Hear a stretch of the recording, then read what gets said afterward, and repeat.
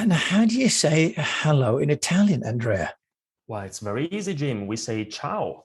You say ciao or it's coming, not home, it's coming, it's coming to Rome. It's Andrea coming to Rome. Piccini Hi, joining Jim. me today on the Unnoticed Show. Hi, Jim. Great to see you. Great to see you too. And Andrea, you are a coach. You have a company called Ideas on Stage, and you're a presentation coach, especially for entrepreneurs. Tell us, how do you get entrepreneurs to get noticed through presentations? The way you do that is if you are an entrepreneur and you want to get noticed through presentations, then you need to look at three key areas. Now, first of all, you need to have the ability to develop a compelling message, a captivating message for the audience, and that's the most important thing. Now, you don't have to use slides, but often, especially where we're talking about business presentations, if you're using slides, then you need to avoid the typical death by PowerPoint with lots of text and bullet points. It doesn't work. So that's another skill that you need to consider. And then the third one is your delivery skills. So say that you have a great message, it's not enough. You also need to be able to deliver the message in a way that's comfortable and convincing. And so when we work with entrepreneurs, business owners, we look at these three key areas for them to be able to improve their ability to pitch and present and communicate their ideas.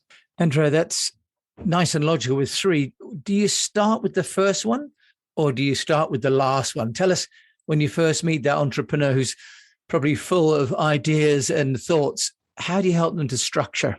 Yeah. Always start with the first one, with the message. And I would say, Jim, even before that, if you think about presentations in general, actually, you always want to start with the audience. Now, a lot of people, most people, believe it or not, they just start with PowerPoint. They just open up PowerPoint and put together some. But actually, if you think about it, when you give a presentation, it's their presentation, not yours. It's always the audience's presentation. Think of a presentation as a present. If I want to give you a present, Jim, it's your present, not mine. And so I need to make sure that I know you so that I can buy something that you like. A presentation is very similar. When you give people a presentation, it's their presentation, not yours. And so you need to make sure that your audience, their needs, the context, definitely before you open up PowerPoint, but also before you start thinking about your message. So we always start with the audience. Jim, that's always the first step. Okay, so that's a wonderful way of thinking about it, Andrea, that really you're giving a present and you wouldn't buy just a generic gift for someone you care for. So what do you then do in terms of profiling that audience, Andrea? Let's say it's a really big audience. Does it get too general to be a valuable gift for everybody? How do you manage that? Because different audience sizes are structured differently from composition, aren't they? Of course, yeah. And what you need to do is you always need to start with what we call the ABC of preparation. And ABC stands for audience, burning needs, and context.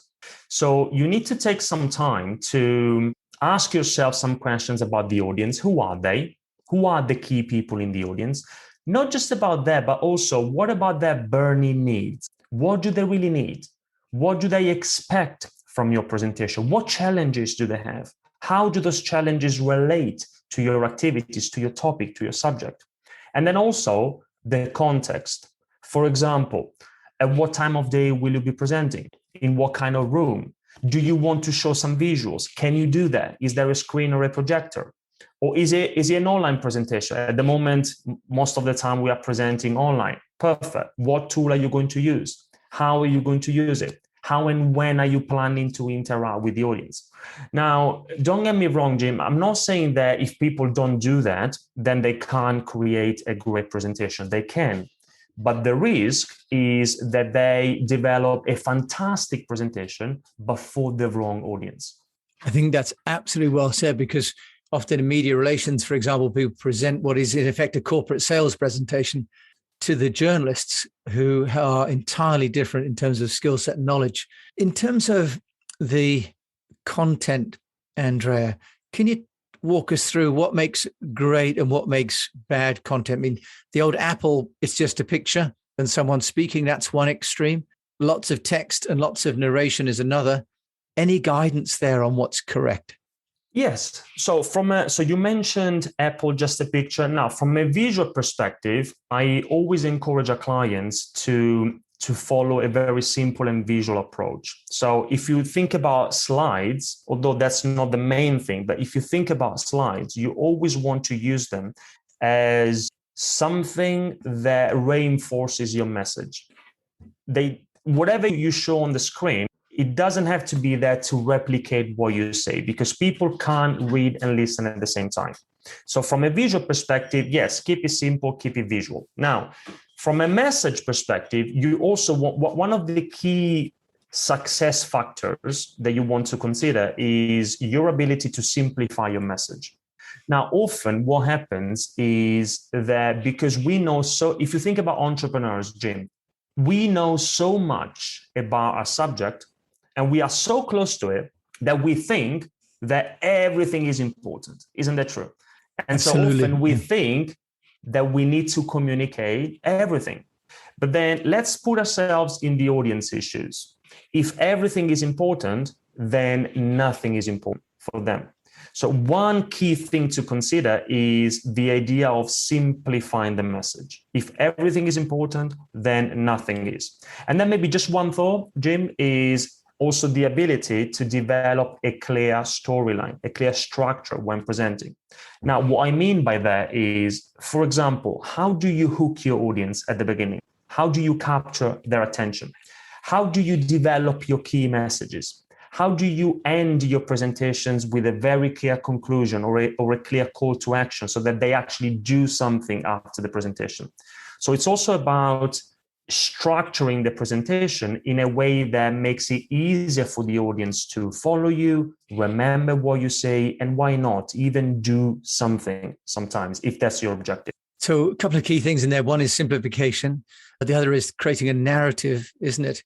How do you help clients to, if you like, start at A and then go to B and to C and to D, or however many stops there are in the presentation with the audience? Because helping them to create the narrative that's logical and compelling seems to be one of the key challenges for most people. How do you help with that, Andrea?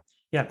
So here is the process. For me, as I said before, we always start with the audience. So that's the first step. Then we also, when we work with our clients, we need to make sure that the objective is also very clear. And the objective when presenting should not be just to share some information. That's another mistake I often see. We just want to share some information.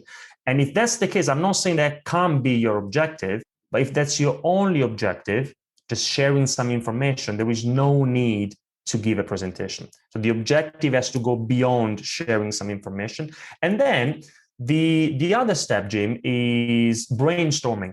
So people also need to be able to brainstorm effectively using simple but powerful creativity techniques for them to be able to identify lots of interesting ideas that then they might include in the content of their presentation.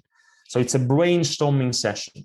After that, you need to take all these ideas and create a clear structure. And for example, one of the simplest but most powerful principles in communication is the rule of three, which tells us that the human mind likes groups of three.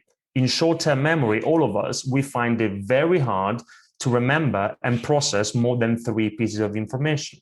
So even if you have, and I say you, Jim, I'm talking to our listeners today. Yeah, of course. If maybe they think that they've got 10 important things to say, or maybe 20 important things to say, or 1,000 things to communicate. It doesn't matter. Just tell them three. Group your ideas in three key messages. So going back to your question, the simplest and most effective presentation structure is you've got an introduction where you need to be able to capture the audience's attention. Then you communicate your three key messages. Maybe you want to summarize if the presentation is long enough. If not, there is no need to summarize. And then a powerful conclusion, making it very clear to your audience what was your point and why they should care about it. And that's how you want to structure your presentations. You've raised a couple of points there that I'd love to just pick up with you.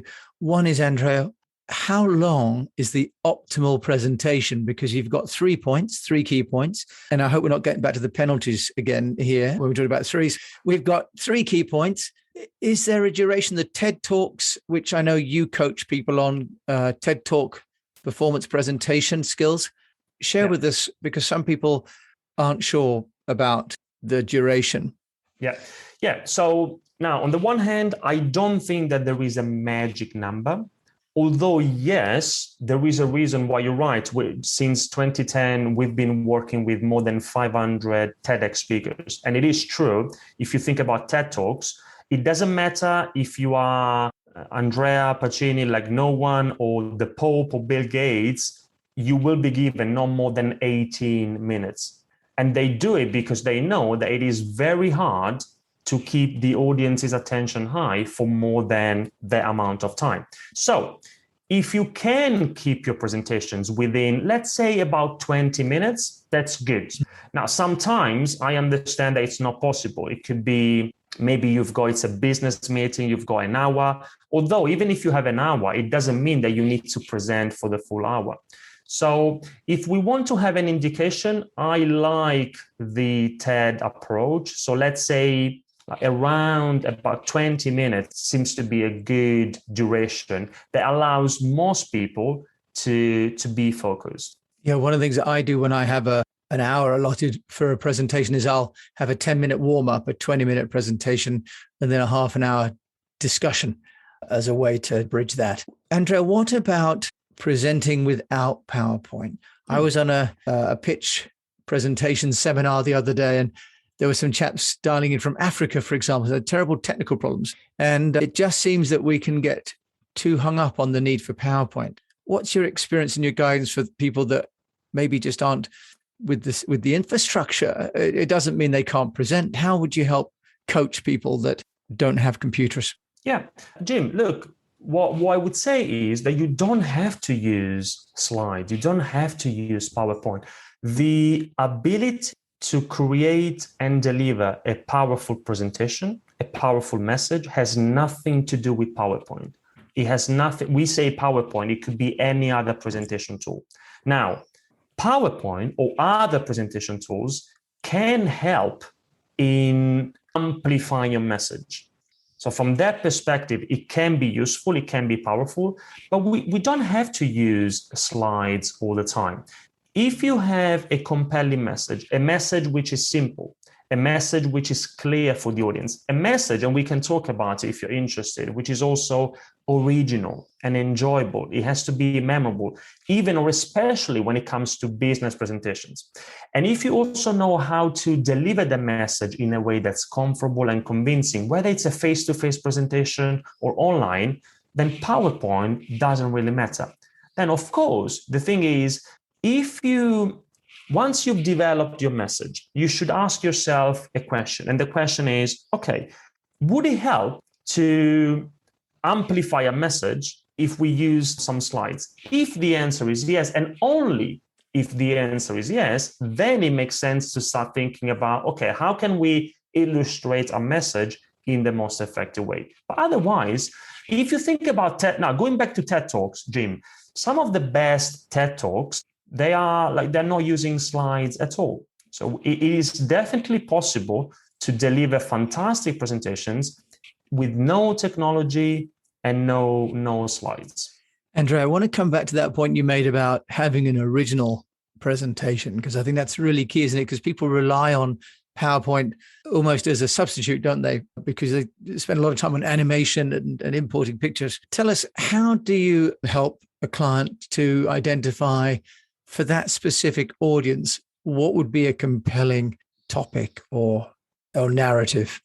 Absolutely. Before I answer, you mentioned animations, and we always tell our clients, look, you need to animate your audience, not your slides. That's a really nice one. Yeah, absolutely. And now, in terms of communicating a compelling message, which is also, even in business, especially in business, original and enjoyable. Now, from a very practical perspective, a few tips. Now, one of the things that work really well is to always think in terms of stories and anecdotes and examples. So every time you have an important message to communicate, then ask yourself, okay, is there a story that I can tell that illustrates that particular point? Because it's very simple. People remember stories much more than just facts and figures. And in business, it doesn't have to be a once upon a time type of story. It could be like something, it could be a personal story, something that happened to you that made you interested in that particular project. It could be an example, it could be an anecdote, stories of other people, it could be a story of brand success, maybe an organization, a company that's already doing something, the thing that you, the strategy that you are suggesting, and they're doing it in an effective way. If we think about it, there is always a story to tell. So that's one thing. The other thing which is super powerful in communication is analogies. Analogies are very powerful. Now, an analogy is a comparison between two things. When we compare something that the audience is not yet familiar with, which could be our message, our idea, our product, our service, our business, when we compare that to something that they already understand, that they already know, that's an analogy. When we make that connection, that's when learning happens. A super quick example. Now, Steve Jobs, when he launched the very first personal computer, I think 1984, he used the analogy of, he said, to me, a personal computer is like a bicycle for a mind. Because if you think about humans, then we are not the fastest animal. But then if we have a bicycle, we become very fast. And he says, that's what a computer is to me. It's like, it helps you become faster, more productive. So it's like a bicycle for our mind. He could have used a lot of technical details to introduce the new technology, but nobody would have remembered and understood those details. Whereas if I tell you, look, this is like a bicycle for our mind, okay, I understand what a bicycle is, so I can make the connection. And perhaps, Jim, one more tip, if it helps. A lot of people, again, in business, they need to communicate data.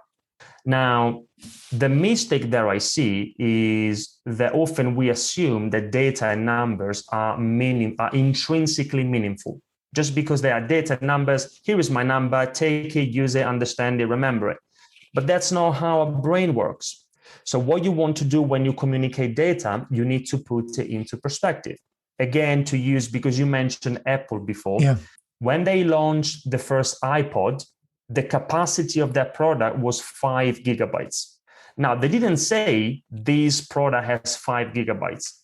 They said, look, the 5 gigabytes is the equivalent of 1,000 songs in your pocket. 1,000 songs in your pocket is universal.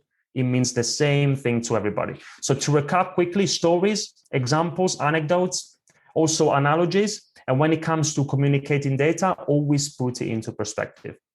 Well, that's wonderful. Really fantastic, Andrea. Is there a presentation person or a particular story? You mentioned Steve Jobs that you go to for inspiration, that you think was masterful as a storyteller online? Yeah, so a few people come to mind. One is, and nothing to do with business in a way, Gar Reynolds is the author of Presentation Zen. He's a great presenter and he's the father of effective presentation design. There are many videos on YouTube.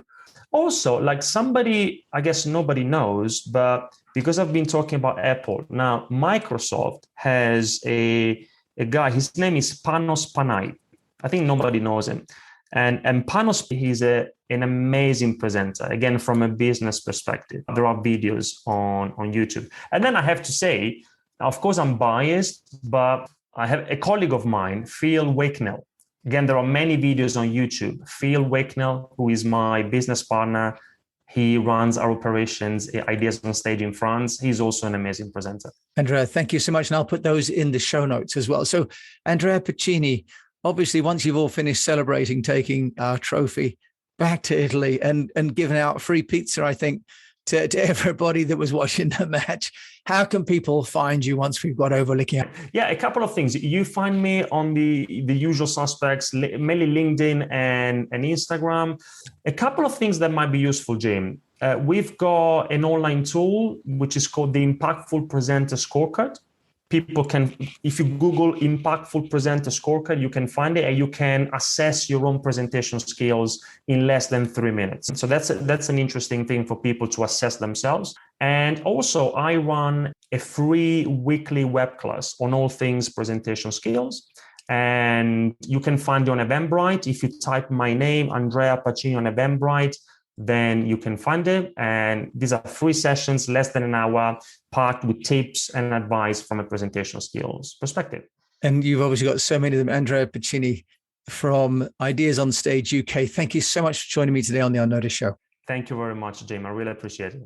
So you've been listening to Andrea Pacini, who's in the UK, watched the match last night. We've had a little bit of banter, but obviously we're very proud and wish the Italian team well done and congratulations. So thanks for listening to this episode of The Unnoticed Show. I hope that you found this of use. And if you do, please do subscribe and leave a comment in the show notes so that you can let me know what else you'd like me to cover on this up and coming show. Thank you so much for listening.